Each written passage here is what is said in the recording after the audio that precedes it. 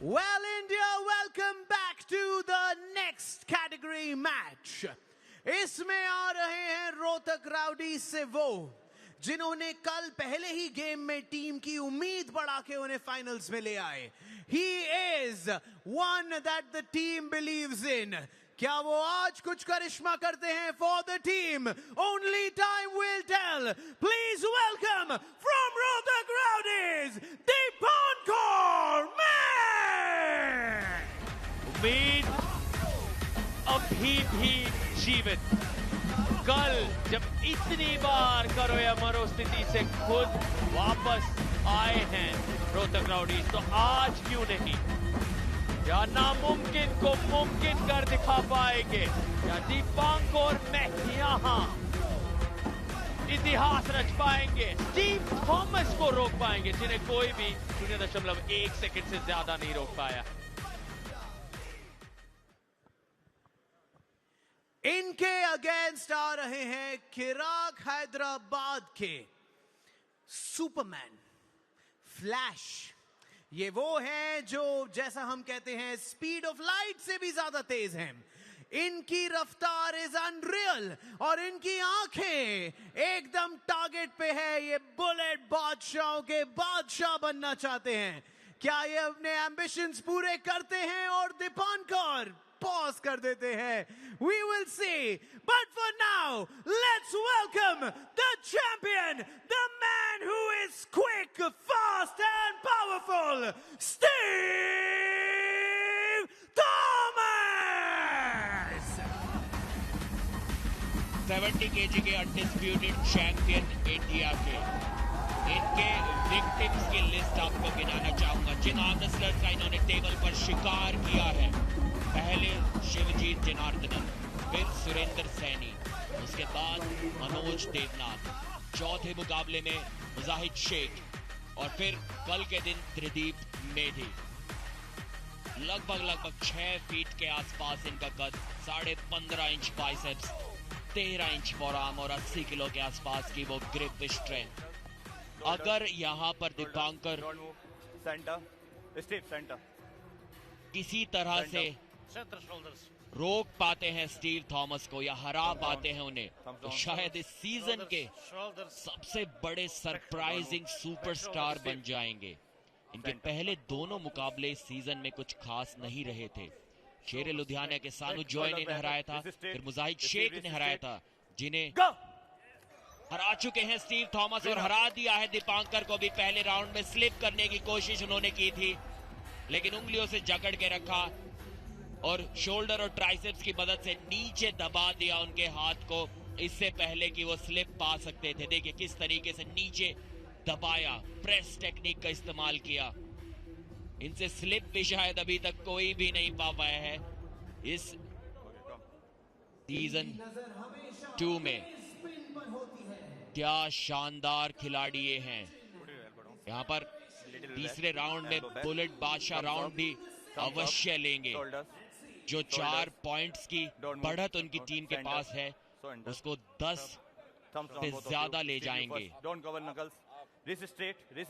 13 अंकों की बढ़त बनाना चाहेंगे इस मैच के बाद. इस बार स्लिप आई है, इस बार स्लिप आई है दीपांकर ने. शायद पहले खिलाड़ी है इस सीजन में जो एक अच्छी स्लिप पा पाए हैं स्टीव के खिलाफ. और यही दर्शाता है स्टीव थॉमस की महानता को. स्लिप पाना उनके सामने भी एक बड़ी उपलब्धि है. हाथ वहां से उनकी जकड़ से निकाल पाना ये भी मुमकिन नहीं हो पाता है इनके सामने. स्टीव थॉमस बुलेट बादशाहों के बादशाह बार बार निरंतरता के साथ रहे हैं इन पूरे के पूरे 17 दिनों में. और याद दिला दें सीजन 1 में ये सुपरस्टार थे, इतने मशहूर, इतने कमाल के प्रदर्शन. महज 1 पॉइंट से इनकी टीम ट्रॉफी को प्राप्त नहीं कर पाई थी. आज अब जिस तरह की स्थिति बन गई है, एक हाथ तो उनका उस ट्रॉफी पे आ चुका है. यकीनन दारा सिंह जगदीश बरुआ का वो बहुत रोमांचक मुकाबला इसके बाद आना बाकी है. स्टीव थॉमस की ये मजबूत परिस्थिति ट्रॉफी पर कब्जा पाने से फिलहाल ज्यादा बड़ा फेवरेट बना देता है। ओके और यहाँ स्ट्रैप में स्टीव थॉमस को देखना, ये अपने आप में एक अलग ही दृश्य, इसकी आदत नहीं हम सभी को कि स्टीव थॉमस अपने मैच बिना स्ट्रैप के ही जीत जाते हैं।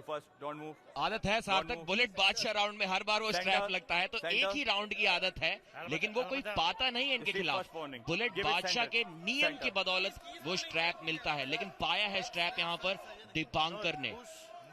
क्या वो अपना हुक लगा पाएंगे? अगर अपनी कलाई को घुमा लिया किसी तरह, जो कि स्टीव के खिलाफ कोई भी नहीं कर पाया है अब तक पूरे हिंदुस्तान में, तो शायद वो कुछ कारनामा कर सकते हैं।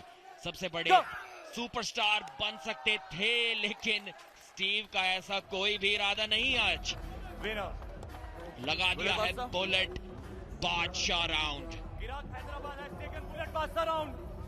5-0 की जीत से इनका पेट नहीं भरता, इनकी खुराक थोड़ी ज्यादा है, इन्हें 10 पॉइंट्स की आवश्यकता होती है, उसी से इनकी भूख शांत होती है।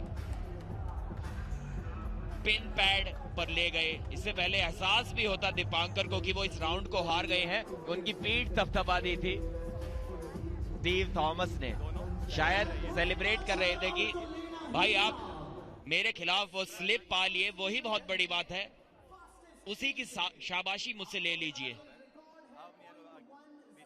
लेके जाना, ठीक है? उस फ्लैश पिन के नए रिकॉर्ड के लिए जाएंगे आज स्टीव थॉमस। 2-0 से बढ़त बना ली है इस मुकाबले में।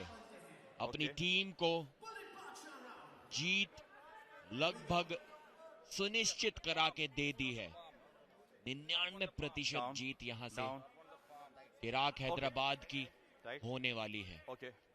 अगर इस राउंड को भी जीत गए, वेट होल्ड दिस, यहीं पे रहिए आप, पुट योर एल्बो डाउन, तो किसी भी प्रकार से अगले मैच में दारा सिंह हांडा रोहतक राउडीज को नहीं जिता पाएंगे, क्योंकि यहां अगर जीत जाते हैं स्टीव थॉमस तो 13 अंकों की बढ़त पा लेगी उनकी टीम, और दारा अगले मैच में ज्यादा से ज्यादा 5 अंक जीत सकेंगे। देखा जाए तो यहाँ पर जरूरत भी नहीं थी स्टीव थॉमस को बुलेट बादशाह राउंड लेने की, उसके बावजूद रिस्क लिया। बिना बुलेट बादशाह राउंड लिए भी उनकी टीम ये फाइनल जीत चुकी थी अगर इस राउंड को वो जीत जाते तो, लेकिन फिर भी रिस्क ली। और देखिए टीम ओनर्स एंड एम्बेसडर्स अभी से सेलिब्रेट करते हुए अब अगला मैच मात्र औपचारिकता के लिए छोड़ दिया है। स्टीव थॉमस ने चैंपियन बना दिया है अपनी टीम को। इराक हैदराबाद अनस्टॉपेबल रहे इस सीजन में। जश्न का माहौल इसीलिए क्योंकि जान गए हैं कि इराक हैदराबाद यहां से जीतना नामुमकिन के बराबर है रोहतक राउडीज के लिए। हालांकि उनके बहुत मजबूत सुपरस्टार दारा सिंह हांडा नजर आने वाले हैं, लेकिन ये पल इनका ही है।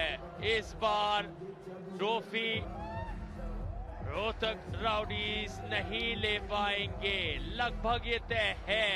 हालांकि एक मुकाबला अभी भी बाकी है, लेकिन इराक हैदराबाद का वो ख्वाब होने जा रहा है पूरा। वो सपना जो उन्होंने देखा था, इंतजार 3 सालों का, 2023 में इतने करीब आए थे, 1 पॉइंट से हार गए थे, फिर